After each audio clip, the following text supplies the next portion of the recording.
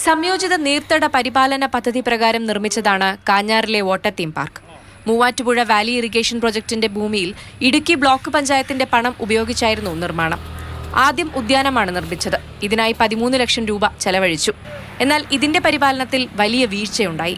8 വർഷമായിട്ട് യാതൊരുവിധ പ്രവർത്തനവും നടക്കാതെ അവഗണിക്കപ്പെട്ട് കിടക്കുകയാണ്. ഇതിന്റെ സംരക്ഷണം ഇവിടുത്തെ റെസിഡൻസിയോ ഉത്തരവാദിത്തപ്പെട്ട ഒരു ടീമിനെയോ ഏൽപ്പിക്കുകയാണെങ്കിൽ അത് സുഗമമായിട്ട് നടക്കാനുള്ളതേ ഉള്ളൂ. കാട് മൂടിക്കിടന്ന പാർക്കിന്റെ ചില ഭാഗങ്ങൾ നാട്ടുകാർ വെട്ടി വൃത്തിയാക്കിയിട്ടുണ്ട്. നാട്ടുകാരുടെ നിരന്തരമുള്ള ആവശ്യത്തെ തുടർന്ന് ബ്ലോക്ക് പഞ്ചായത്ത് 35 ലക്ഷം മുടക്കി പാർക്കിൽ കഫറ്റീരിയയും ശുചിമുറിയും മറ്റ് അടിസ്ഥാന സൗകര്യങ്ങളും ഒരുക്കാമെന്ന് സമ്മതിച്ചതാണ്. എന്നാൽ MVIP ഇതിന് തടസ്സം നിൽക്കുന്നുവെന്നാണ് ആരോപണം. 50 ലക്ഷം രൂപയോളം ഇവിടെ ടേക്ക് എ ബ്രേക്ക് അടക്കം കെട്ടിടം പണിയുന്നതിന് വേണ്ടി ബ്ലോക്ക് പഞ്ചായത്തിൽ നിന്ന് പ്രോജക്റ്റ് വെച്ചിരുന്നതാണ്. പക്ഷേ ഇപ്പോൾ MVIPയുടെ ഒരു തടസ്സം കാരണം അത് മുന്നോട്ട് കൊണ്ടുപോകാൻ കഴിയുന്നില്ല. മലങ്കര ജലാശയവുമായി ബന്ധപ്പെട്ട് ടൂറിസം വികസന സാധ്യതകൾ പ്രയോജനപ്പെടുത്തുന്നതിന്റെ ഭാഗമായി കാഞ്ഞാറിൽ ടൂറിസം പദ്ധതികൾ നടപ്പാക്കുമെന്ന് മന്ത്രി റോഷി അഗസ്റ്റിൻ പ്രഖ്യാപിച്ചിരുന്നു.